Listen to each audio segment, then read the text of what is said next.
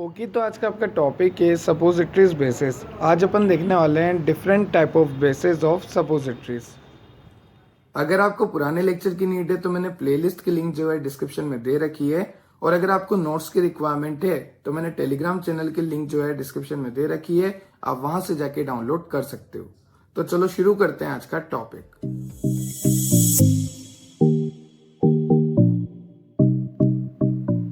तो इस लेक्चर में अपन 4 तरह के सपोजिटरीज बेसिस को स्टडी करने वाले हैं। टाइप्स ऑफ बेसिस में आपको मैं दिखा देता हूँ। सबसे पहला है ओलाजीनियस बेस, दूसरा है एक्वस बेस, तीसरा है सिंथेटिक फेट बेस, और चौथा है इमल्सिफाइंग बेस। ठीक है, पहला है ओलाजीनियस, दूसरा है एक्वस, तीसरा है सिंथेटिक फेट बेस, और चौथा है इमल्सिफाइंग बेस। ठीक, अगर टॉपिक के इम्पोर्टेंस की बात करूँ तो सपोजिटरीज के बेसिस काफ़ी ज़्यादा इंपॉर्टेंट होते हैं। ये आपको 5 मार्क्स में एग्जाम में पूछे जाते हैं। ठीक है, काफ़ी ज़्यादा इंपॉर्टेंट टॉपिक है। तो चलो स्टार्ट करते हैं टॉपिक को। यहाँ पे देखो, अपन को पूछा है कि सपोजिटरीज बेसिस में कौन कौन सी प्रॉपर्टी होनी ही चाहिए। तो देखो, कॉम्पेटिबल हो वो डिफरेंट टाइप ऑफ ड्रग से, मतलब उसमें हर तरह की ड्रग अपन लोड कर सके, हर तरह की ड्रग से वो कॉम्पेटिबल हो, मतलब वो आपस में संबंध बढ़िया रहे। ठीक है, इनर्ट इन नेचर हो, ऐसा नहीं हो कि अपन ड्रग डाल रहे हैं तो अपना जो बेस है वो ड्रग के साथ रिएक्ट कर रहा है। अपने बेस को क्या होना चाहिए, इनर्ट होना चाहिए, मतलब नॉन रिएक्टिव होना चाहिए, कोई भी रिएक्शन वो शो नहीं करना चाहिए अपने ड्रग के साथ। तीसरा देखो, should not be brittle during freezing. जब मैं सपोजिटरीज को फ्रीजिंग करूंगा, फ्रीजर में रखते हैं हम सपोजिटरीज को। ठीक है, बहुत ज़्यादा कूल टेम्परेचर पे हम रखते हैं, ठीक है, लो टेम्परेचर पे हम रखते हैं। तो जब भी हम सपोजिटरीज को रखेंगे तो बेसेस उसके फ्रीज होके ब्रिटल नहीं होने चाहिए। ब्रिटल मतलब एक तो ऐसी कंडीशन होती है जिसमें हार्ड मास फॉर्म हो जाता है, वो आसानी से क्रैकेबल होता है, टूटने वाला होता है। ठीक है, तो सपोजिटरीज बेसिस में 3 क्वालिटी होनी चाहिए कि एक तो वो कॉम्पिटिबल हो जाए डिफरेंट टाइप ऑफ ड्रग से, इनर्ट नेचर का हो, किसी के साथ रिएक्शन शो नहीं करे, और तीसरा ब्रिटल ना हो फ्रीजिंग के दौरान, जब भी मैं उसकी फ्रीजिंग करूं वो ब्रिटल नेचर का ना हो। ठीक है, अब देखते हैं सबसे पहला ओलाजीनियस बेसिस। तो देखो, ओलाजीनियस बेसिस जो है मोस्ट वाइडली यूज्ड होता है। ठीक है, consist of oil and fat, not absorb water. क्या क्या याद रखोगे आप, एक बार और देख लो। ओलाजीनियस बेसिस जो है मोस्ट वाइडली यूज्ड होता है, consist of oil and fat, कैसे मिलके बना होता है, ऑयल एंड फैट से मिलके बना होता है, नॉट एब्जॉर्ब वाटर, और ये वाटर को एब्जॉर्ब नहीं करता। ठीक है, इसके एडवांटेज देखो आप, solid at then temperature of 32 degree Celsius, solid at the temperature of 32 degree Celsius, 32 degree Celsius पे ये सॉलिड रहता है अपना। मिसिबल विथ मैनी इंग्रेडिएंट, हर तरह के इंग्रेडिएंट से, कई तरह के इंग्रेडिएंट से ये मिसिबल होता है, और मेल्ट हो जाता है 34 से 36 डिग्री पे अपने बॉडी टेम्परेचर पे। देखो एक बात बताता हूँ मैं आपको, जैसे ये आपकी बॉडी है, ठीक है, और इसमें मैंने सपोजिटरीज लोड करी, तो सपोजिटरीज बाहर तो जो है 32 डिग्री पे तो मेल्ट नहीं हो रही थी, पर जब ये सपोजिटरीज को मैंने आपकी बॉडी में डाला तो आपकी बॉडी का टेम्परेचर अप्रोक्स 37 डिग्री होता है, 36.9 होता है, और अपन बोलते हैं 37 डिग्री सेल्सियस। ठीक है, तो इस टेम्परेचर पे क्या होगा, ये जो हमारा बेसिस है ये मेल्ट होना स्टार्ट हो जाएगा और अपना एक्शन देना स्टार्ट हो जाएगा। तो ये तो हमारे लिए फ़ायदे की बात है कि वो बाहर डिजोल्व नहीं होता, वो बॉडी टेम्परेचर पे जाके डिजोल्व होता है। ठीक, तो ओलाजीनियस बेसिस का मैं आपको एग्जांपल भी बता देता हूँ। ओलाजीनियस बेसिस का एग्जांपल होता है कोकोआ बटर। ठीक है, cocoa butter are the example of oleaginous bases, या फिर आप इस कोकोआ बटर को बोल सकते हो थियोब्रोमा ऑयल। ठीक, चलो आगे चलते हैं, आगे देखते हैं इसके डिसएडवांटेज। तो डिसएडवांटेज में सबसे पहला है पॉलीमॉर्फिज्म। यहाँ पे क्या होता है, जो कोकोआ बटर है वो डिफरेंट क्रिस्टलाइन स्ट्रक्चर बना लेता है। मैंने आपको बोला कि कोकोआ बटर एग्जाम्पल है ओलाजीनियस बेसिस का, तो उसके डिसएडवांटेज क्या है ओलाजीनियस बेसिस के। सबसे पहला डिसएडवांटेज क्या है, नाम देखो, पोली, पोली का मतलब होता है बहुत, मॉर्फिज्म मतलब स्ट्रक्चर बनाता है, तो एक से ज़्यादा स्ट्रक्चर बनाने वाले को हम कहते हैं पॉलीमॉर्फ, और इस फिनोमिनन को हम कहते हैं पॉलीमॉर्फिज्म।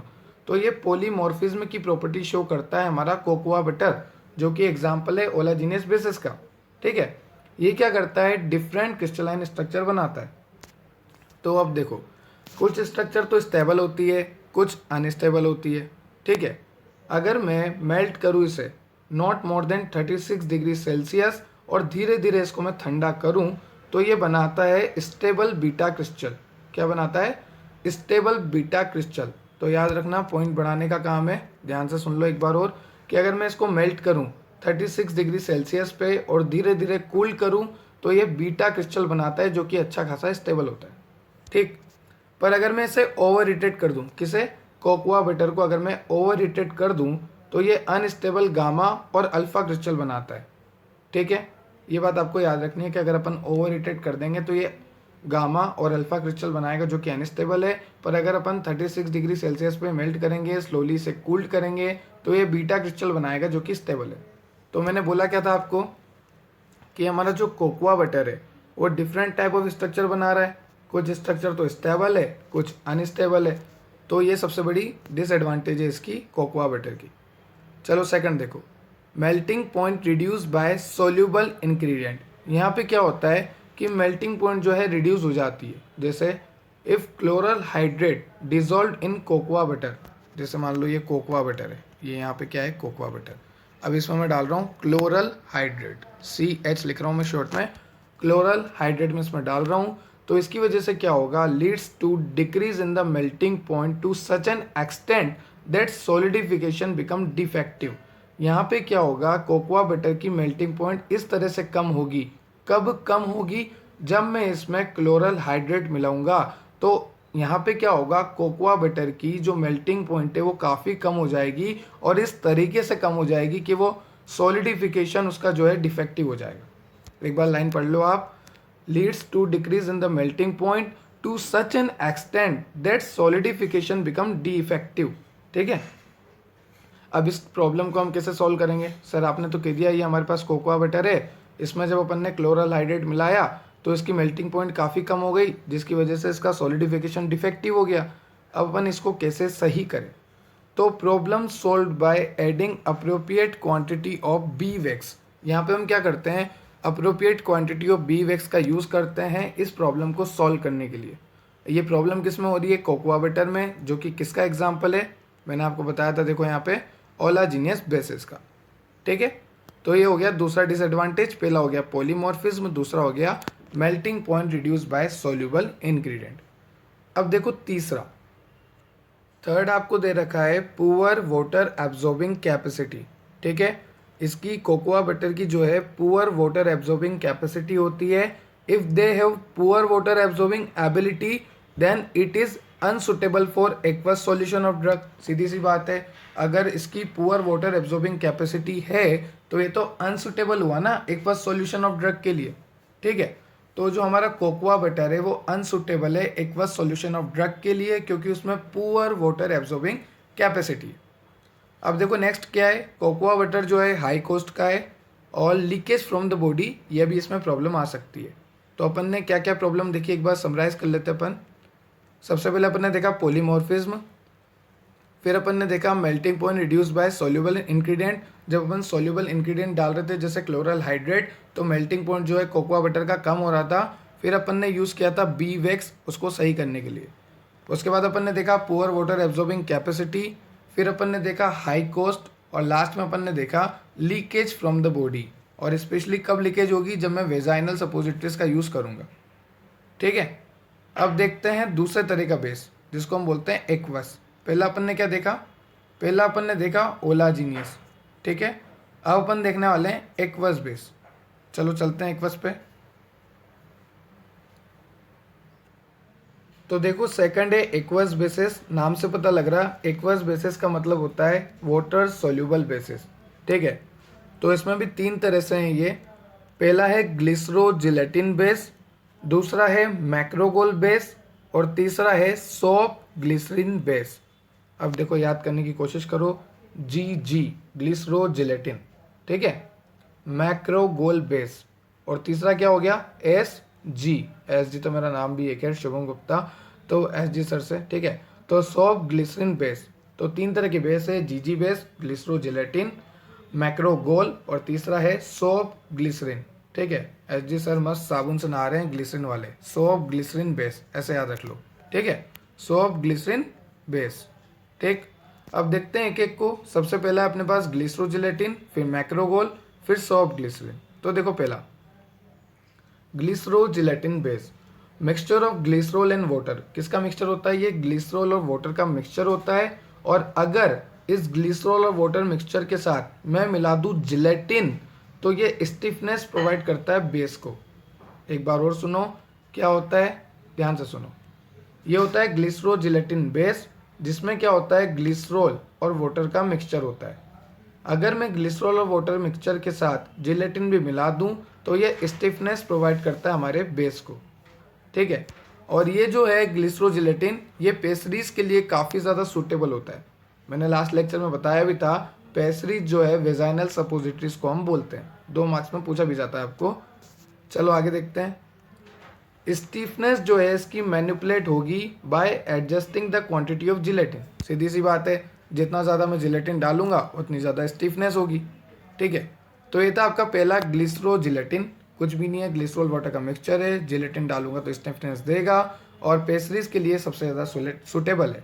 ठीक है, सूटेबल है और स्टिफनेस मैनिपुलेट होती रहेगी, जितना ज़्यादा जिलेटिन उतनी ज़्यादा स्टिफनेस। अब देखते हैं सेकंड वन, मैक्रोगोल बेस। तो देखते हैं मैक्रोगोल बेस। मैक्रोगोल बेस को हम कार्बोवेक्सेस भी कहते हैं। काफ़ी ज़्यादा इंपॉर्टेंट पॉइंट है कि कार्बोवेक्सेस होता क्या है। तो carbowaxes is nothing, it is macrogol bases. ठीक है, इसकी मेल्टिंग पॉइंट जो है 42 डिग्री सेल्सियस से ज़्यादा होती है। और अगर 42 डिग्री सेल्सियस से इसकी मेल्टिंग पॉइंट ज़्यादा है तो इसको कोई भी ज़रूरत नहीं है कूल स्टोरेज की। ठीक है, ईजी टू हैंडल होता है, दे आर नॉट स्लिपरी। ये बातें आपको याद रखनी है, की पॉइंट्स है कि इसको हम कार्बोवेक्सेस कहते हैं। इसका मेल्टिंग पॉइंट 42 डिग्री सेल्सियस से ज़्यादा होता है। इसको कूल टेम्परेचर की रिक्वायर्ड नहीं होती, ईजी टू हैंडल है, स्लीपरी नहीं है। ठीक है, ये सारे पॉइंट इंपॉर्टेंट है। प्रोवाइड प्रोलॉन्ग्ड एक्शन, आपको ये प्रोलॉन्ग एक्शन देता है। और यहाँ पे लीकेज जो है सीरियस प्रॉब्लम नहीं है। किसकी बात कर रहा हूँ मैं, किसकी तारीफें कर रहा हूँ मैं? मैक्रोगोल बेसिस की। क्या बोला मैंने कि इसे हम कार्बोवेक्सेस कहेंगे। 42 डिग्री सेल्सियस से ज़्यादा इसका मेल्टिंग पॉइंट होता है। इसको कोई भी ज़रूरत नहीं है कूल स्टोरेज की, ईजी टू हैंडल होता है, स्लिपरी नहीं होता है, प्रोलॉन्ग एक्शन देता है, लीकेज यहाँ पे सीरियस प्रॉब्लम नहीं है। ठीक है, प्रोडक्ट अपीयर स्मूथ। ठीक, और absorb water so act as a excellent solvent of drug. तो प्रोडक्ट जो है यहाँ पे स्मूथ अपीयर होगा और ये वाटर को एब्जॉर्ब कर लेगा, एक्सीलेंट सॉल्वेंट ऑफ ड्रग है ये। ठीक है, किसकी तारीफें हो रही है भाई? मैक्रोगोल बेसिस की। अब देखो SG सर का साबुन, सोप ग्लिसरीन वाला। ठीक है, तो ये कैसे बनेगा? Prepared by mixture of soap and glycerine. नाम से पता लग रहा है सोप ग्लिसरीन। ठीक है, soap used as a hardening material. हमें सबको पता है सोप कैसे यूज होता है, as a hardening material use होता है। सोप जो है वाटर सोल्यूबल होता है, बिल्कुल होता है सर, तभी तो गायब होता है। ठीक है, जब हम पानी में रख देते हैं तो अपन कहते हैं ना साबुन गल गया। गल गया क्या होता है? वाटर सोल्यूबल होता है वो। वेरी हाइग्रोस्कोपिक होता है नेचर में। ठीक है, हाइग्रोस्कोपिक मतलब वाटर एब्जॉर्ब कर ले, मॉइस्चराइज वाला। तो सोप जो है हार्डनिंग मटेरियल है, वाटर सोल्यूबल है, वेरी हाइग्रोस्कोपिक नेचर है, dissolve in body fluid but don't melt eight body temperature. ये जो होता है बॉडी फ्लूइड में डिजोल्व हो जाता है पर बॉडी टेम्परेचर पे ये मेल्ट नहीं होता। ये बात ध्यान रखना। ठीक है, तो ये बात थी सोप ग्लिसरीन बेसिस की, जहाँ पे अपन ने देखा कि ये ग्लिसरीन और सोप से मिलके बनता है। सोप जो है हार्डनिंग मटेरियल है, वाटर सोल्यूबल है और वेरी हाइग्रोस्कोपिक है नेचर में। और ये जो सोप ग्लिसरीन बेसिस है ये डिजोल्व हो जाते हैं बॉडी फ्लूइड में, पर ये बॉडी टेम्परेचर पे डिजोल्व नहीं होते। अब देखते हैं इसके एडवांटेज डिसएडवांटेज, फिर चलते हैं नेक्स्ट पेज पे। तो देखो एडवांटेज में सबसे पहला एडवांटेज है एक्वस बेसिस का कि ये डिजोल्व हो जाता है बॉडी सिक्रीशन में, हमें पता है। ठीक है, और ये जो है प्रोलॉन्ग रिलीज होता है as compare to cocoa butter. Cocoa butter जल्दी रिलीज हो जाता है पर ये और धीरे धीरे रिलीज होता है अपनी बॉडी कैविटी में। ठीक है, तो 2 एडवांटेज हो गए एक्वस बेसिस के कि एक तो बॉडी सिक्रीशन में डिजोल्व हो जाता है, दूसरा धीरे धीरे रिलीज होता है as compare to cocoa butter. अब देखो डिसएडवांटेज। तो देखो डिसएडवांटेज में सबसे पहला डिसएडवांटेज है हाईली हाइग्रोस्कोपिक।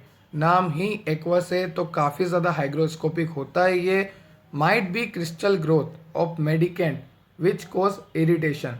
और यहाँ पे क्या होता है कि क्रिस्टल ग्रोथ हो सकती है मेडिकेंट की, हमारे ड्रग की, जिसकी वजह से हमें इरिटेशन हो सकती है। तो एक तो हाईली हाइग्रोस्कोपिक है, एक क्रिस्टल ग्रोथ हो सकती है मेडिकेंट की, और ये इनकम्पेटिबिलिटी शो करता है बिस्मथ सॉल्ट से। अगर मैं इसको बिस्मथ सॉल्ट के साथ रखूँ तो बिल्कुल नहीं होगा काम, ठीक है, ड्रग जो है बेकार हो जाएगी, इनकम्पेटिबिलिटी शो करता है। Difficult to prepare and handle, aqueous bases जो है डिफ़िकल्ट टू प्रिपेयर है एंड हैंडल है। जिलेटिन इनकम्पेटिबल विद ड्रग, और यहाँ पे जिलेटिन भी इनकम्पेटिबल होती है, बिस्मथ सॉल्ट भी इनकम्पेटिबल होता है। प्रिपेयर भी प्रॉब्लम है, हैंडल करना भी प्रॉब्लम है, इरिटेशन भी कर देता है, हाइग्रोस्कोपिक भी बहुत ज़्यादा है। अब देखते हैं नेक्स्ट सिंथेटिक फैट बेसिस, उसके बाद लास्ट रहेगा आपका। चलो स्टार्ट करते हैं सिंथेटिक फैट बेसिस। अब थर्ड देखो synthetic fat basis. Synthetic fat basis में हम क्या देखने वाले हैं कि इसके पास होता है सुपीरियर कैरेक्टर। सुपीरियर कैरेक्टर मतलब अच्छा कैरेक्टर, किसके कंपेयर में? कोकोआ बटर के कंपेयर में।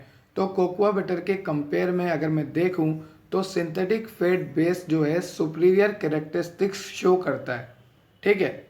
और अगर मैं देखूं सिंथेटिक फैट बेसिस के बारे में तो they have good resistance against oxidation.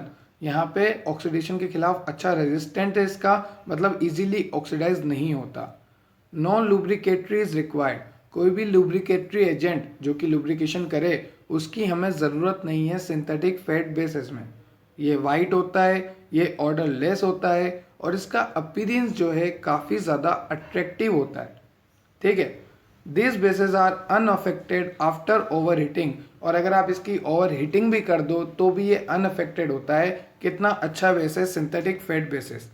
पर इसके कुछ डिसएडवांटेज भी है, वो देख लेते हैं, फिर अपन देखेंगे लास्ट इमल्सिफाइंग बेसिस। तो इसके डिसएडवांटेज क्या है देखो। ब्रिटल इफ कूल्ड क्विकली, अगर मैं इसे ठंडा करूंगा तो ये ब्रिटल हो जाएगा। ब्रिटल मतलब ऐसी स्टेज में आ जाएगा जिससे ये आसानी से ब्रेक हो सकता है, टूट सकता है, ठीक है। दूसरा, less viscosity than cocoa butter. Cocoa butter के कंपेयर में इसकी विस्कोसिटी जो है कम है। Here we use viscosity agent like bentonite, ठीक है। तो बेंटोनाइट का हम यूज करते हैं ताकि इसकी विस्कोसिटी बढ़ जाए सिंथेटिक फैट बेस की, क्योंकि जो सिंथेटिक फैट बेस है उसकी विस्कोसिटी जो है कम होती है as compare to cocoa butter, ठीक है। अब देखते हैं लास्ट इमल्सिफाइंग बेसिस। अब देखो लास्ट इमल्सिफाइंग बेसिस। तो इमल्सिफाइंग बेसिस काफ़ी सिंपल सा है, आपको यहाँ पे थोड़ी बहुत बातें ध्यान रखनी है बस। They have excellent quality than other bases, सारे बेसिस के कंपेयर में इसकी क्वालिटी जो होती है काफ़ी ज़्यादा अच्छी होती है, एक्सीलेंट होती है। नॉट रेंसिड इजीली, ये मोर स्टेबल होता है। रेंसिड मतलब ख़राब नहीं होता, आसानी से ये ख़राब नहीं होता, ये काफ़ी ज़्यादा स्टेबल होता है। कौन? Emulsifying basis. They don't have irritant property, और इसकी इरिटेंट प्रॉपर्टी भी नहीं है। तो कितनी अच्छी बात है, ना तो ये सड़ता है ना तो मतलब ख़राब होता है, ठीक है। मोर स्टेबल है, इसमें कोई इरिटेंट प्रॉपर्टी भी नहीं है, एक्सीलेंट क्वालिटी भी है, मेल्टिंग पॉइंट भी अफेक्ट नहीं होता ओवर हीटिंग के बाद भी। अगर आप ओवर हीटिंग कर दो तो भी इसका मेल्टिंग पॉइंट अफेक्ट नहीं होता। अट्रैक्टिव अपीयरेंस भी है, ठीक है। और कंपेटिबल भी है वाइड रेंज ऑफ मेडिकामेंट, अलग अलग तरह के मेडिकामेंट के साथ ये कॉम्पेटिबल भी है, कॉम्पेटिबल प्रॉपर्टी शो करता है। They have good water absorbing capacity, मतलब ऑल इन वन है ये तो इमल्सिफाइंग बेसिस तो, ठीक है। देखो इसकी कितनी तारीफ कर दी मैंने, ये सारी तारीफ हैं इसकी, ठीक। तो ये था आज का आपका लेक्चर। आई होप आपको मेरा एक्सप्लेनेशन समझ में आया होगा। अपन ने देखा इमल्सिफाइंग बेस, ठीक है। उससे पहले अपन ने देखा सिंथेटिक फैट बेस, उससे पहले अपन ने देखा क्या, एक्वस बेस, और लास्ट में अपन ने देखा मतलब सबसे पहले अपन ने देखा ओलाजीनियस बेस, ठीक है। अगर किसी को पीडीएफ की नीड है तो टेलीग्राम की लिंक जो है डिस्क्रिप्शन में है। और अगर किसी का भाई बंधु नीट की प्रिपरेशन कर रहा है तो मैंने क्लास 11-12 की बायोलॉजी और केमिस्ट्री के क्विक रिवीजन सीरीज़ और साथ में क्वेश्चन प्रैक्टिस यहाँ पे करवा रखी है, आप ज़रूर सजेस्ट करें। Thank you.